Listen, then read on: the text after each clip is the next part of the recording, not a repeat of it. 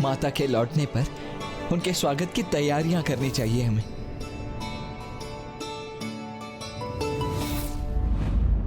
माता, आपके इस गौरी स्वरूप की आवश्यकता पूरे संसार को थी।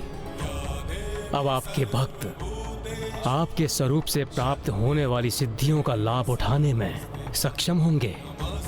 मेरा महागौरी स्वरूप इस बात का प्रतीक होगा कि एक स्त्री को गृहस्थी के उत्तरदायित्व संभालते हुए भी अपने स्वयं के स्वतंत्र अस्तित्व को नहीं भूलना चाहिए। माता, अब आप अति शीघ्र कैलाश लौटिए। महादेव, गणेश, कार्तिकेय आपसे अलग होने के कारण अत्यंत दुखी हैं। सोमनंदी,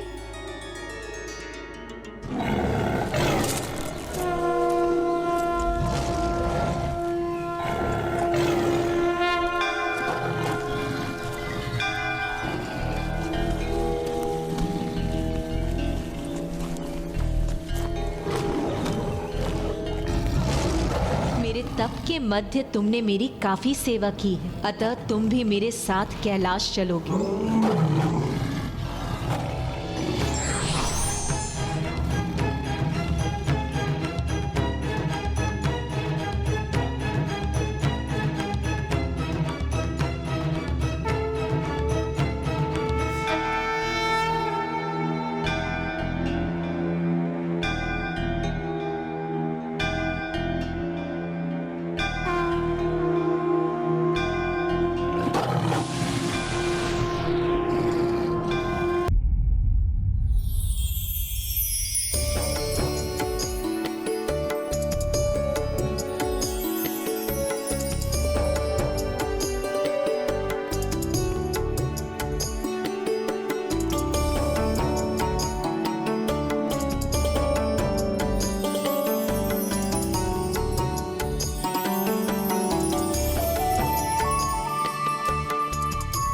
भैया, ये क्या कर दिया आपने?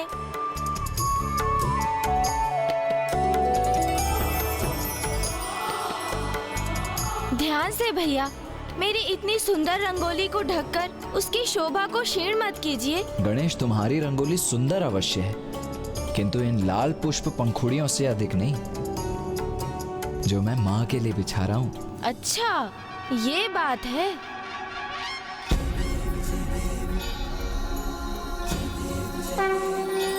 अब देखा भैया, आपके पुष्पों की पंखुड़ियाँ तो पृथ्वी पर हैं, किंतु मैंने तो वायु में ही पुष्पों को सज्जित कर दिया।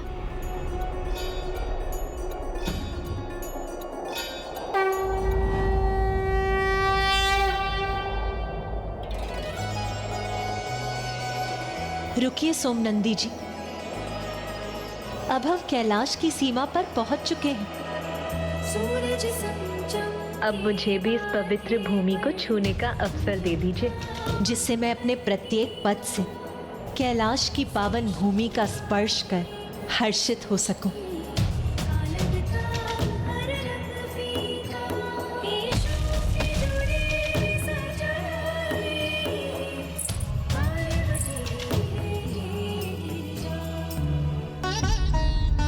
पार्वती,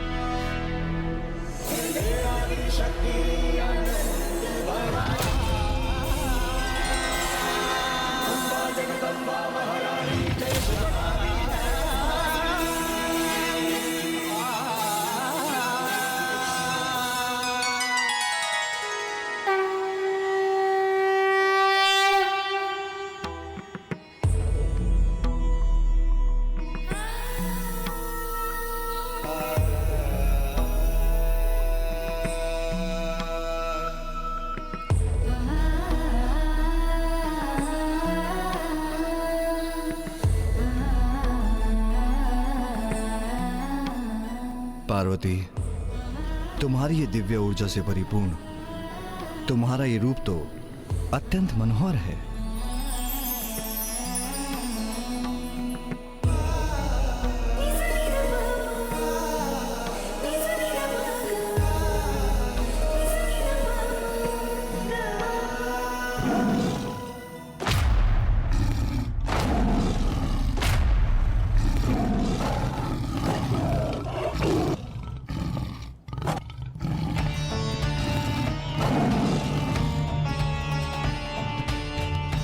रुक जाओ पार्वती, तुम कैलाश में प्रवेश नहीं कर सकती।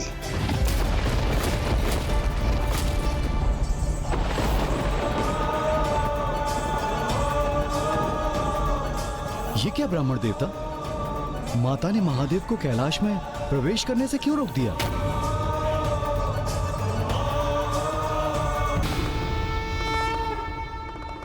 अपनी घोर तप साधना के पश्चात माता अपने निवास कैलाश तो लौट आईं, किंतु अगले क्षण उन्हें अपने बढ़ते पगों को रोकना भी पड़ा। रुक जाओ पार्वती, तुम कैलाश में प्रवेश नहीं कर सकती।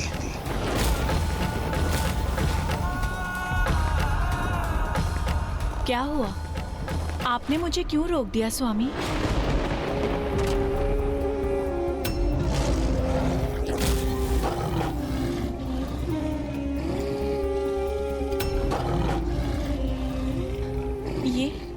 ये तो मेरा सिंह, मेरा भक्त सोमनंदी है, इसीलिए अब से ये मेरी सेवा में कैलाश में ही रहेगा। किंतु यह असंभव है पार्वती। क्यों असंभव है स्वामी? क्योंकि यह कैलाश के नियमों का उल्लंघन होगा जो मैंने स्वयं स्थापित किए हैं। कैसा नियम स्वामी? क्योंकि मात्र मेरे गणों को ही कैलाश में निवास करने का अधिकार है, किसी अन्य जीव को नहीं। किंतु ऐसा नियम क्यों स्थापित किया आपने? उसका क्या औचित्य है? हिंसक प्रवृत्ति है इस सिंह की। पूर्व काल में इसने ऋषि मुनियों के साथ गौ माता को आखेट कर उनके संहार करने का पाप किया है। किंतु ये पाप तो इसने मेरी शरण में आने के पूर्व किए थे स्वामी, और अब तो ये सुधर चुका है। अपनी हिंसक प्रवृत्ति का परित्याग कर इसने मेरे तप की अवधि में मेरी निगरानी कर मेरी सेवा की है इसने। मेरे तप में कोई विघ्न नहीं उत्पन्न होने दिया इसने। इसके अंतर में मेरे प्रति भक्ति जागृत होने से ही इतना बड़ा परिवर्तन आया है इसमें। इसने भक्ति पथ पर चलना आरंभ कर अपनी पाप की यात्रा का अंत कर दिया है। स्वामी, सोमनंदी मेरा कृपा पात्र है, और जिस पे मेरी कृपा दृष्टि होती है वो अपने समस्त दुखों, पापों और कष्टों से मुक्त हो जाता है। आपके गण आपके कृपा पात्र हैं, इसीलिए उन्हें कैलाश में निवास करने का अधिकार है। किंतु ये मेरा भक्त है, और मेरा भक्त होने के कारण इसकी गणना भी आपके गणों में होनी चाहिए, और इसे भी कैलाश में रहने का अधिकार मिलना चाहिए स्वामी।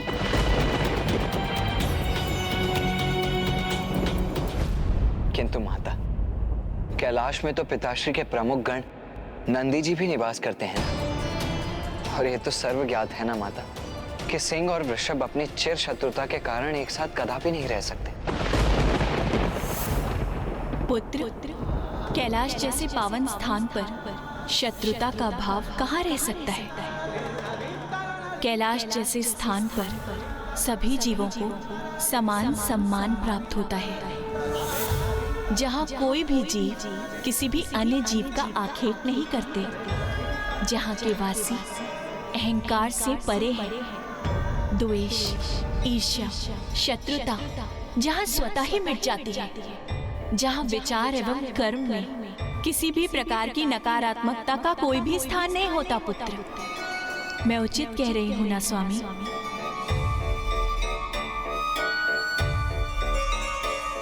ये कैलाश ही है जहाँ महादेव के सर्प, पुत्र गणेश के मूषक, पुत्र कार्तिकेय का मयूर प्राकृतिक स्वभाव से शत्रु होते हुए अपनी शत्रुता के भाव से रिक्त होकर शांति और सौहार्द से एक साथ विचरण करते हैं। उसी प्रकार नंदी और सोमनंदी भी एक साथ यहाँ निवास करेंगे। आपने सर्वथा सत्य कहा प्रिय। जहाँ शत्रु पैर फूलकर मित्रता अपना ले, वही तो कैलाश है। मैं आपके सिंह सोमनंदी को अपने गणों में स्थान देकर अपने कैलाश में निवास करने की अनुमति प्रदान करता हूँ।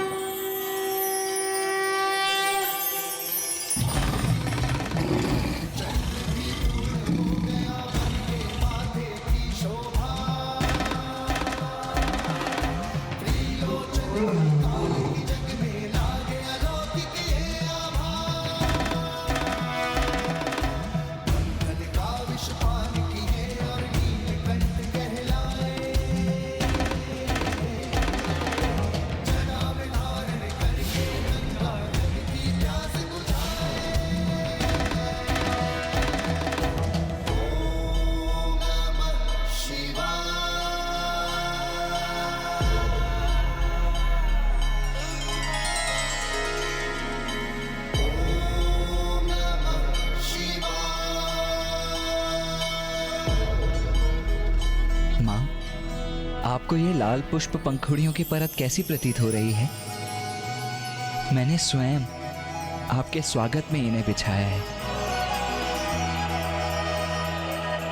ये तो अति सुंदर है पुत्र। और माँ, ये रंगोली मैंने बनाई है, कैसी है?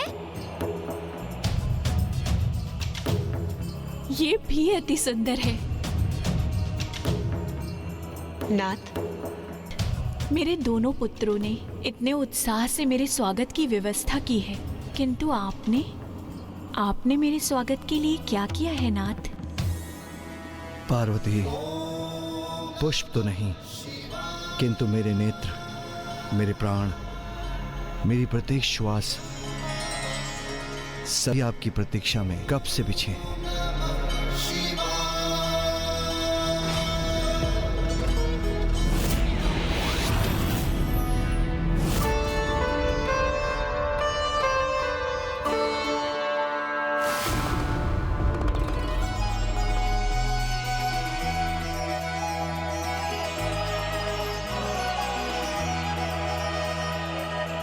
सूरज चमके माथे पर कुमकुम का मंगल। आज मैं अपने दिव्य स्वरूप में हूँ, तो आपकी दृष्टि एकटक मुझ पे ही टिकी हुई है। इसके पूर्व तो आपको मेरी दिव्यता में दोष दिखाई दे रहा था ना नाथ? प्रकृति की सारी ऊर्जा देवी, देवी महागौरी प्रिय, आपके तो सभी स्वरूप दिव्यता से परिपूर्ण हैं। उनमें कोई दोष कहाँ? और मुझे आपके प्रत्येक रूप से अपार स्नेह है। मैं आपकी निंदा करने की तो कल्पना भी नहीं कर सकता, किंतु आपको अपना वास्तविक परिचय स्मरण हो, आपका ये दिव्य स्वरूप सृष्टि के हित में संसार के समक्ष उजागर हो। आपका ये दिव्य रूप अपनी दिव्यता से सृष्टि का उद्धार करे। ये लीला तो इसलिए हुई है। स्वामी, ये किस लीला का उल्लेख कर रहे हैं? अर्थात मेरे इस रूप को धारण करने का कोई और उद्देश्य भी है? इस प्रकार माता पार्वती ने माता महागौरी रूप धारण किया और उन्हें अपना वाहन सोम नंदी भी प्राप्त हुआ। माता का महागौरी स्वरूप स्त्री के जीवन में उसके द्वारा उसके दिव्य अर्थात वास्तविक स्वरूप, उसका सहज स्वतंत्र स्वभाव, उसके आंतरिक गुण और क्षमताओं को उजागर करने का प्रतीक है। किंतु माता पार्वती द्वारा माता महागौरी रूप धारण करने का अभिप्राय दिव्यता एवं सौंदर्य प्राप्त करने से कहीं अधिक था। माता महागौरी को तो एक बहुत बड़ा कार्य संपन्न करना था। अब वो कार्य क्या था ब्राह्मण देवता? उन्हें देवताओं के अहंकार को भंग करना था। ये तब की घटना है जब देवताओं ने अत्यंत शक्तिशाली कल्मेश असुरों को पराजित किया था। देवराज इंद्र की, देवराज इंद्र की, देवराज इंद्र की, देवराज इंद्र की, देवराज इंद्र की, देवराज इंद्र की, देवराज इंद्र की, देवराज इंद्र की, देवराज इंद्र की, देवराज इंद्र की।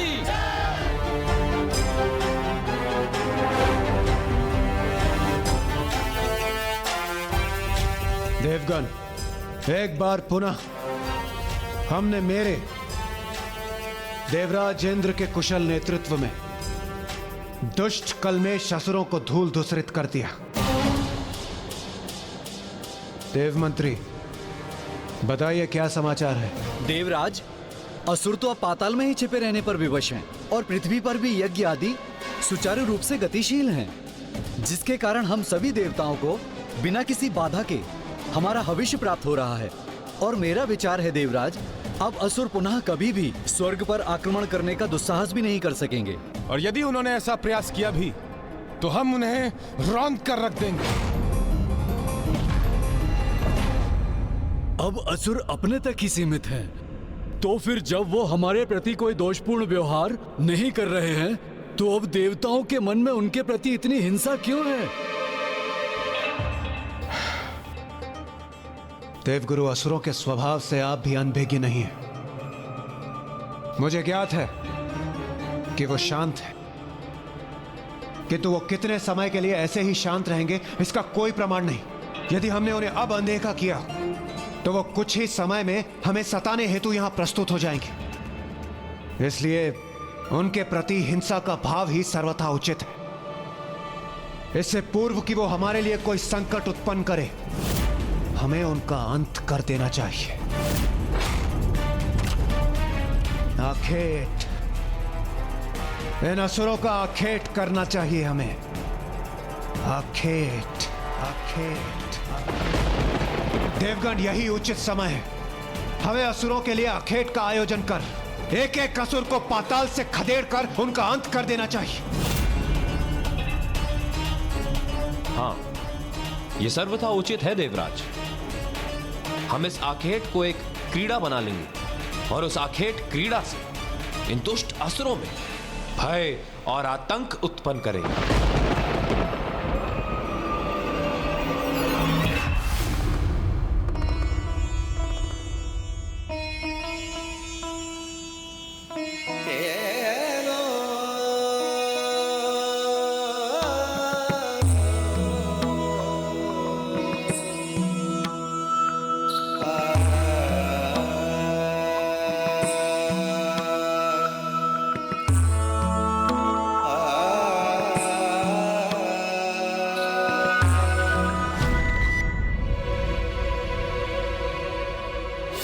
वरुण देव सर्वथा उचित कह रहे हैं देवराज। हमें असुरों के प्रति सज्ज रहना होगा। हाँ देवराज, उचित कहा आपने वरुण देव। सर्व शक्तिशाली है हम, इसीलिए उन असुरों को हमसे आतंकित रहना ही चाहिए। हाँ वायुदेव, श्रेष्ठतम है हम देवता। हमारी योग्यता तथा बल के कारण ही तो संसार में जितने भी धन, संपत्ति तथा अनमोल वस्तुएं हैं, उनके सुरक्षा का दायित्व हम पर है। समूचे ब्रह्मांड में सर्वश्रेष्ठ है हम देवता, इसीलिए स्वर्गलोक का अधिकार प्राप्त हुआ है हमें। अपराजित है हम देवता, कोई हमारा स्पर्श करने का साहस भी नहीं कर सकता, क्योंकि त्रिदेव हमारे सहायक हैं। माता आदि शक्ति हमारे साथ है, तो हमें कोई भला कैसे पराजित कर सकता है? हमें असुरों के लिए आखेट का आयोजन कर एक एक असुर को पाताल से खदेड़ कर उनका अंत कर देना चाहिए। इसलिए उन असुरों को हमसे आतंक। समूचे ब्रह्मांड में सर्वश्रेष्ठ है हम देवता, श्रेष्ठतम है हम देवता। असुरों को पराजित कर देवताओं में अहंकार का समावेश हो गया। उन्हें अपने सर्वशक्तिशाली होने पर घमंड जो हो गया था, और सभी के भीतर सदा उपस्थित रहने वाली शक्ति स्वरूपा माता को देवताओं के इस अहंकार का आभास हो गया था। नहीं, ये उचित नहीं। देवताओं का उनकी शक्तियों पर अहंकार सर्वथा उचित नहीं, क्योंकि व्यक्ति का दंभ सदा उसके पतन का कारण बनता है। मुझे देवताओं को सुपथ पर लाना ही होगा, अन्यथा उनका ये अहंकार उनकी दुर्बलता का कारण बन जाएगा और वो पुनः असुरों से पराजित होकर स्वर्ग को खो बैठेंगे और संसार धर्म संकट में पड़ जाएगा।